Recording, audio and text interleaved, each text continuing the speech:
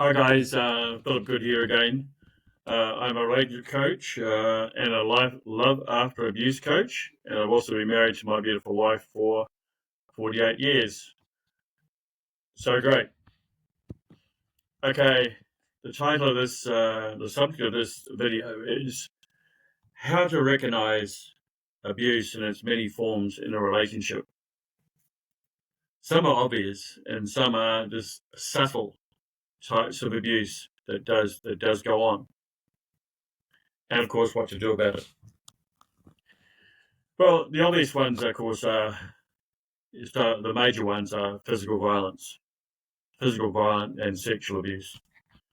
If you're in a relationship with anyone suffering those two, physical violence and sexual abuse, my advice is to get out of your relationship straight away. Just leave, get out, and hopefully take your children, if you've got any children, take your children with you as well. I know in my experience where I, as a child, suffered a lot of violence from my dad, and so did my mum. My mum and dad's relationship was very volatile, and often arguments would end up in physical violence. And of course, the kids in a situation like that, and we know in the media all about domestic abuse, and especially males to females, and how women obviously are on the receiving end of quite often a lot of male abuse and so on, and it's a very controversial subject, of course. And But having been in a situation like that, where my mother did not grow up with violence, but she experienced it when she got married to my father. Um, so what my mother failed to realize, and probably a woman similar to that, is that any children you have in such a relationship, your children are way worse off than the mother or the wife. Way worse off. The kids literally have a life sentence.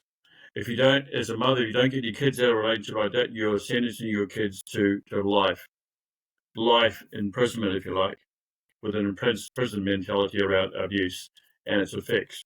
Because if a wife and mother is being physically abused, then you can guarantee the children will be as well. All right. So something that my mother didn't do. She didn't take us kids out of that relationship and leave. And back in the day, back when I was born in 1953, of course, 1953 up into the early 60s. And in the 60s, it was, I guess, in a sense, well, maybe not scandalous, but frowned upon to leave even in an abusive situation. My mother said to me later on, we had the discussion, and it was like, she said, where would I have gone? Because there aren't the help for women and children of domestic abuse. There wasn't support back then that there is now, type thing. So she said, where would I have gone? And my father was a control freak, power manipulator, controlled, and so on. So if she had threatened to leave my father, would have gone to the lawyers, and they'd actioned it. And my father, with all his guns and that, he would have literally either shot all of us, or he would have burned down the house, because it was the section of the house that his father built and gave to him, and he would never have, been sent away if he was ordered by the court to go away. And so my mother and our six kids could stay in the house. He would never have accepted that. So he would have taken one of those options and either killed all of us or himself, or burned the house down. So that was my mother's situation. And she said in the early days, when it was apparent that my father was an abuser, which you've gone back to her parents, my grandparents, and she sort of married my father against her parents' wishes, because my grandparents, my mother's side, my mother's parents knew that my father was a brawler, a boozer, and a brawler. That was his reputation around the area. So my mother didn't listen to her parents and said, "Oh no, I'll be able to change Jack," and all the rest of it. And that obviously didn't happen. They were right, so the grandparents were right. But my mother said to me later on, she said, in a sense, I guess it was pride that stopped me from, you know, going saying to my parents, "Oh, you were right. Can I come and live with you?" And bring one or two kids to her at that stage. So it was pretty much a life sentence that us kids endured. So my advice: if you experience physical violence or sexual abuse by a spousal partner, then pack up and leave. Because until the abuser admits they have a problem and gets help, then nothing will change. And so it was with my father. When the occasional time my mother threatened to leave, he would say, "Oh, sorry, Ruth," and bring her a bunch of flowers and but it was only temporary. It was only to stop my mother leaving, or and it was only until the next time the abuse happened again and again and again, and just went on and on like that. So anyway, my best advice is to leave and get out, and literally get out, take the kids as well. If you can, if you're able, if you're strong enough. My mother got to the stage where she was so emotionally worn down through repeated emotional breakdowns that she lost the strength to be able to leave anyway. And that was one of the ploys of my father, obviously. But there's a lot more subtle forms of abuse in a relationship as well. There's obviously emotional abuse, lack of love and affection. Um, I mean, I never ever heard any words of affirmation like, my father saying to my mother, "I love you," or vice versa. No sort of words of endearment or anything like that. And of course, the verbal abuse. My father's every second word was a swear word, and whenever my mother said, "Can you stop swearing?" he'd swear all the more, type thing.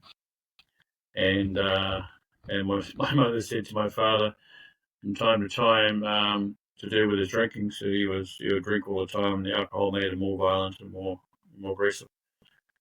My mother said to my father, "Oh, you're an alcoholic." And he would say, "I'm not an alcoholic. I can stop drinking any time I like, but I don't choose to." And my mother would say, "Well, if you say you can give up, you're not an alcoholic, you can give up. Why don't you?" And then that would start a whole other set of arguments and what have you.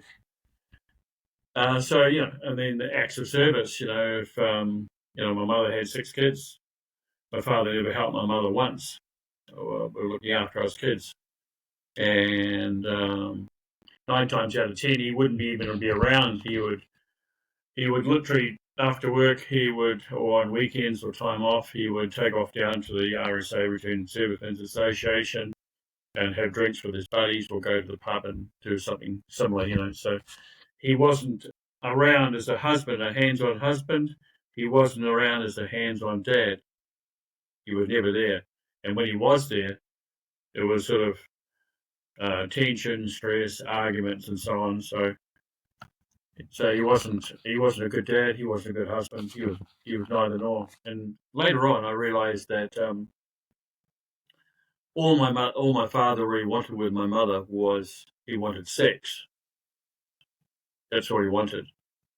But he didn't want the responsibility of being a dad afterwards, or helping my mother with us kids. He wanted sex. He didn't want to be involved in love with us, towards us kids, or even my mum even.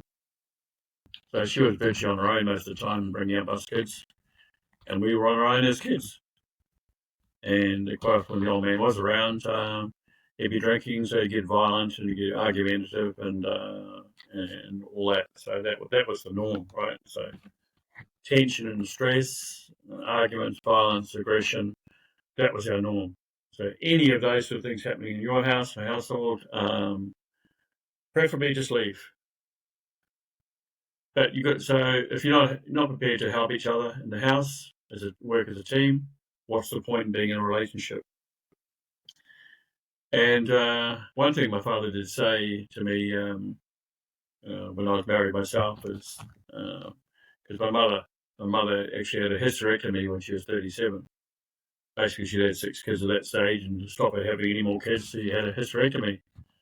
And my father said to me years later, he said, after your mother had her hysterectomy, she wasn't interested in sex at all. But it was not the fact that my mother wasn't interested in sex, but it was like at that having a hysterectomy was her way out of having any sexual relations with my father, because there was no friendship, there was no love and affection, there was no endearment from he to her or between either of them. And in conversations, for example, they weren't supportive to each other. I can remember my father saying, "Oh, he'd like to sell the house and go and buy 10 acres and break horses and that, and earn income that way." And on the other hand, my mother, who was brought up in the country on a dairy farm, always wanted to get back to the country. And but she didn't support my father. She would say something like, "Oh yeah, you're all talk, you won't do it." And of course, my father never did. So he remained unhappy. She remained unhappy because neither of them, she didn't get back to the country, he didn't get back to breaking his horses and earning a living that way. So it was like they were successful in keeping each other miserable. And that's what their whole married life for 53 years was like. So who wants that? I certainly didn't. And I'm sure you don't want to either. So there's all those subtle forms, there's verbal abuse, there's emotional abuse, no emotional connection, no closeness, no togetherness, no friendship, no team. So what's the point? So like there were two singles in some sort of a relationship that wasn't a proper relationship at all. It was terrible. It was a miserable relationship, and of course, them being in a miserable relationship made us miserable as kids as well through our childhood.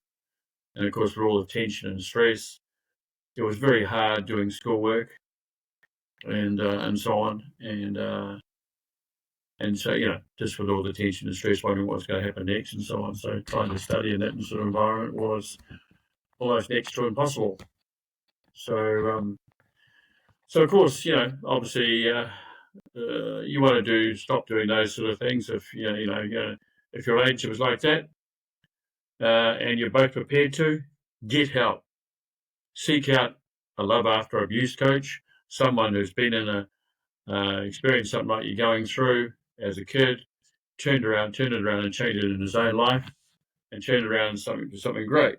Turned a miserable relationship with parents into a happy, loving, nurturing, magical relationship, dream relationship that I actually created with my wife. We created that together. And of course, created a whole different environment for our 4 children as well. So if you're suffering from any of those sorts of abuse in your relationship, get help from a coach like myself who can help you. But to do that, to come to see me, then you've both parties, both husband and wife, both parties to the relationship must want to change and are prepared to put the effort in. Otherwise, it's not going to work. For example, if the wife comes to me and say, "Oh, he's doing this," and hey, it doesn't work. You can't sort of blame each other, right? So if you want the relationship to continue, if the abuse is not the extreme ones like physical violence or sexual abuse, then those other forms of abuse can be worked on. Create the friendship, build a team, create a new blueprint for change, and create a more loving, together, close relationship. And the other thing that I failed to mention, which is so important, and it really goes with emotional abuse, and that is time abuse, right? Time abuse. Spending time with your wife, spending time with your children. Time, because time is love. What does time mean? To invest my essence. To invest my essence with those that I love. Hopefully, or presumably, your wife, your partner, and your children. Because the worst thing that parents can do for their children is not show them real love and affection. Not tell them, I love you, and for the children to feel the love for you, not just to say the words, because action speaks louder than words. So the kids must be able to feel the love you have for them. Know that they love them. Know that you love them. It's so important for their development, but not only the development as individual, as little people, but what you're doing as parents, you're actually role models for your children going forward into teenage and adult years when they'll get into their own relationship. So by setting a good example, being good role models, you're paving the way for potentially good relationships for your children when they do find a partner and do get married or settle in. So it's all interrelated, guys. But if you want help, I can help you as long as they're not those extreme types of abuse. But turning things around and creating a loving environment, a loving relationship with those subtle forms of abuse can actually happen. You can turn around a heartbeat and create a marvelous relationship. If that's what you want? And to me, hand on heart, I would say that's exactly what you want and you need. And when you do it, the sooner the better. The sooner you do it, the sooner you can stop what's happening, create a new blueprint for change, and start living the life of your dreams. Well, you all deserve love and happiness, right? Or love, peace without any form of violence or abuse. Okay. Love you guys. I'll leave you with that. Bye for now. Thank you.